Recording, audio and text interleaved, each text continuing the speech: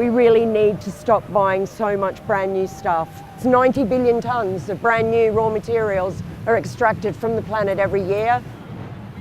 In 1 decade, we have doubled the amount of new resources that are being extracted out of the earth. Billions of jobs are attached to our endless consumption of new stuff.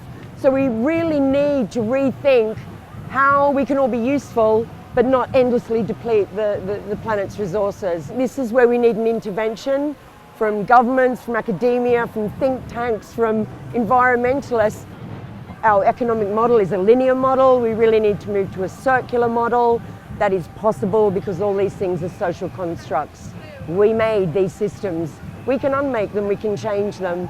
Unfortunately, a lot of people in power and who are in roles that could be laying out this vision for a transition have the most to lose from getting rid of a linear economy, and they have so much money that they're kind of protected from a lot of what we may endure as ordinary citizens. We have a bonkers thing in the Western world, you hear it all the time, where governments talk about economic growth.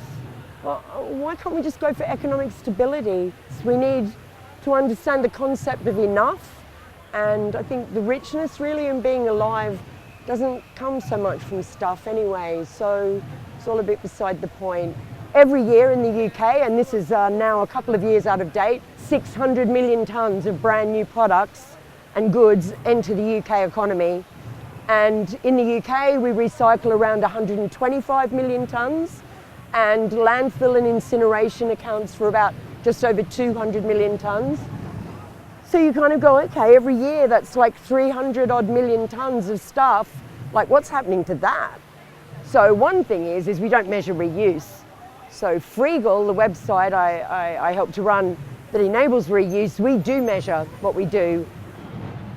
There's a lot of stuff which stays in circulation in a positive way, whether that be through Sotheby's or a vintage store or a charity shop or Freegal or eBay or Gumtree. It is moving around, but no one's measuring it.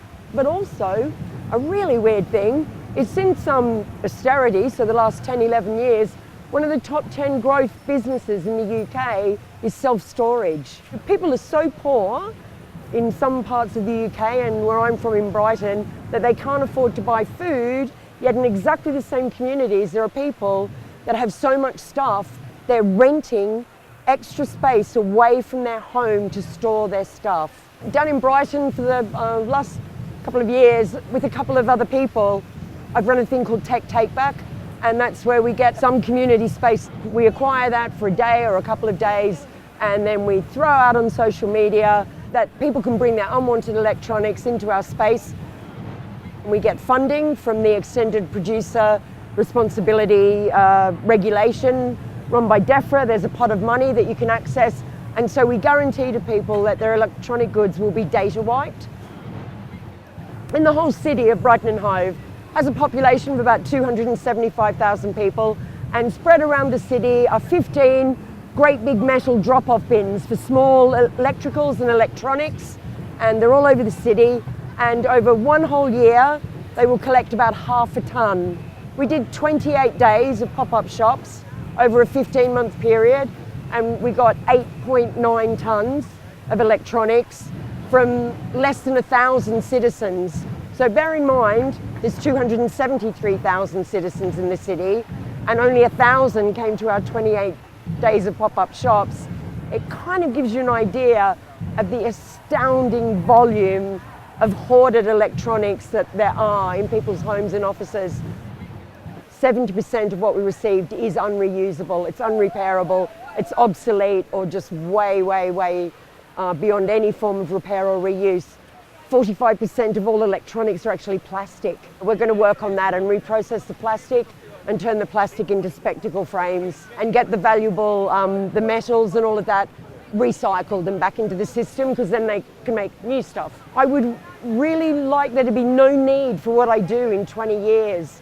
We can't double our resource usage in the next 10 years like we did in the last 10 years. We're going to run out of finite resources. I mean, especially the ones in our technology, in our electronics. They are rare earth minerals, and they're very finite and they're very valuable. So, you know, we need to turn the tap off and be respectful. And then that means that there'll be resources next year and the year after, and that means everybody can have an okay life.